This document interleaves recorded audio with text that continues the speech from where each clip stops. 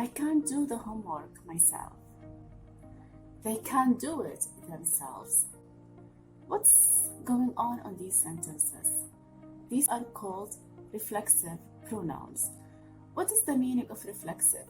Reflexive here is about pronouns that reflect on the main pronoun itself. What do we need to do? We are going to know what are reflexive pronouns in more details, like how can we use them in sentences? Why do we need to use them? Why do we need to have reflexive pronouns in sentences? And with some examples and activities to help you learn in an easy way. If you have any questions on how to use reflexive pronouns, then keep on watching the video till the end, because I will be explaining every single thing in details to help you learn about reflexive pronouns in an easy way. So let's start. Reflexive pronouns are actually pronouns that can be used to describe the pronoun itself. What are reflexive pronouns? Myself, yourself, himself, itself, themselves, and ourselves.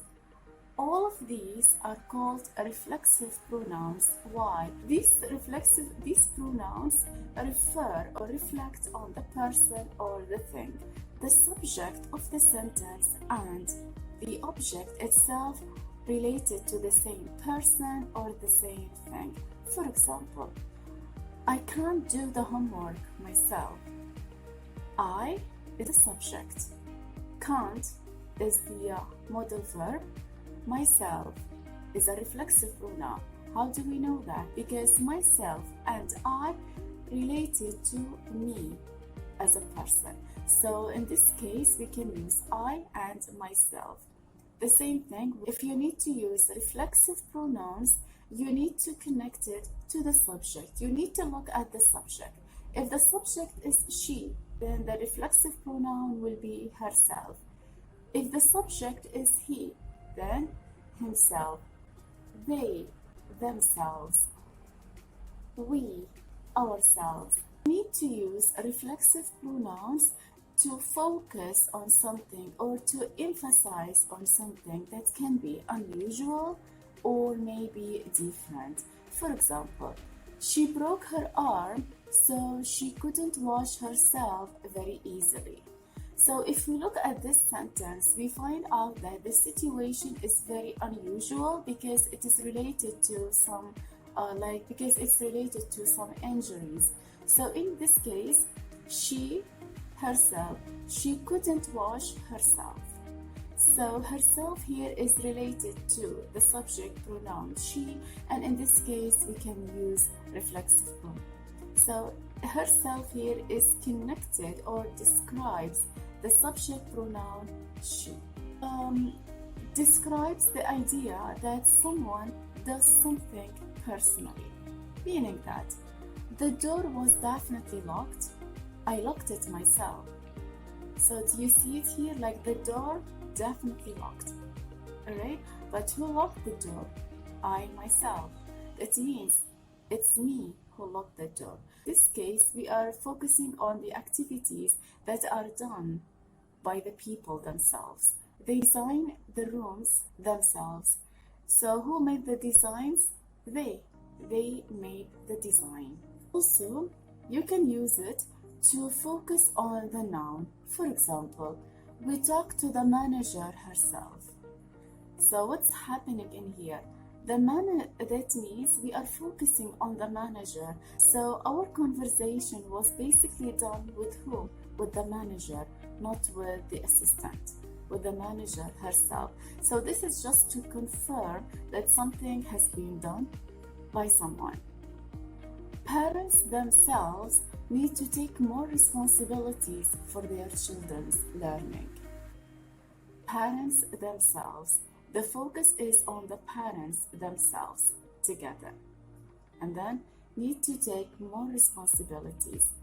Basically, it's okay to say parents need to take more responsibilities. That is fine. But if you want to confirm the responsibility of the parents, you need to use themselves. parents themselves. The same thing when it comes to she herself must do the homework. That means she should not receive any help from anyone. Alright? Another example, they themselves should take care of the shop. So in this case, nobody else should take care of the shop but they. So they are the one who should take care of the shop. So to ensure that something must be done by someone, you can use reflexive pronoun.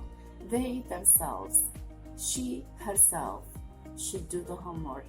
He himself should wash the car. We ourselves should take care. Things like that. Okay?